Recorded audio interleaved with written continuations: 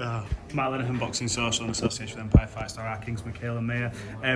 You look fitter, stronger, finally acclimatised to this weight class. How happy are you with that performance? It wasn't the close fight that the first one was. It was a dominating performance. Yeah, I feel good. I wanted it to be a dominating performance. I've been talking in this build-up about how, listen, I'm settled into this welterweight body now. Listen, I'm punching harder now.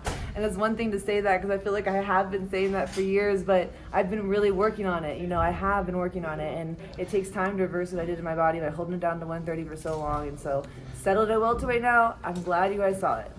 I've never seen you throw as many punches. You look to be operating a lot better than even in previous fights. 34 years of age, do you feel like you're still learning and still getting better even now? 100%. Times are changing. We can go longer, and especially the women. And I don't have a ton of miles on me. I didn't take my first boxing fight until I was 18 years old, so I'm still learning. The amount of years I have under my belt, technically I'm still in my prime. So as long as my body is holding up, and I'm still got a lot of fights left in me. Ever since we've been speaking, I think for the last sort of 4 or 5 years now, you've always spoke about becoming undisputed. You're literally one more fight away now. Lauren Price, we can start talking about that fight.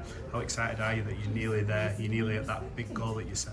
Yeah, it's crazy because I feel like I was one of the first fighters to really start pushing about going undisputed in the women's division, and I was in position to do that, and I didn't, but I didn't give up on that goal. And I'm back in position now, so I hope that my story can be a story of perseverance and hopefully motivate some people. And it's up to you. It's up to you to let the boxing world put you down. From that girl who's getting kicked out of 4 different schools, you've come a long way. I keep hearing Clarissa Shields' name getting mentioned. I've seen you two off camera. You two are more friends than anything. You can put that aside though for business and create one of the biggest fights in women's boxing. Yeah, of course. That's what I'm about.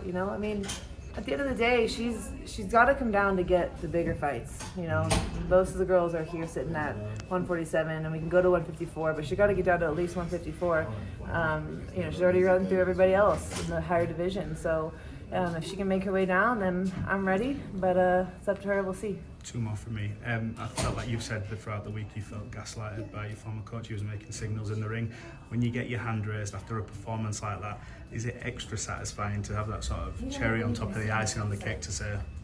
Hell yeah! The way he did me, I think that I haven't been kind in these 2 build-ups. I've been pretty honest about what has went down and what's transpired and what Kay did, and I haven't protected Kay's feelings, and I've been honest about it. So in his mind, in his narcissistic mind, I'm the backstabber because I'm not being nice to him. But what he did to me wasn't nice. So it is what it is. Karma's a bitch, and I'm glad I beat her twice. Message to your fans before we sign this off on a positive note? Thank you for the support. Thank you for everyone who always believed in me and knew that I would get my belts back one day. I'm glad I got to give you that second fight and prove all the haters wrong, and we're going to go on to bigger and better things, and I'll always keep putting on the best fights for you. Mikaela Mayer, thanks for talking to Boxing Social as always. Thanks.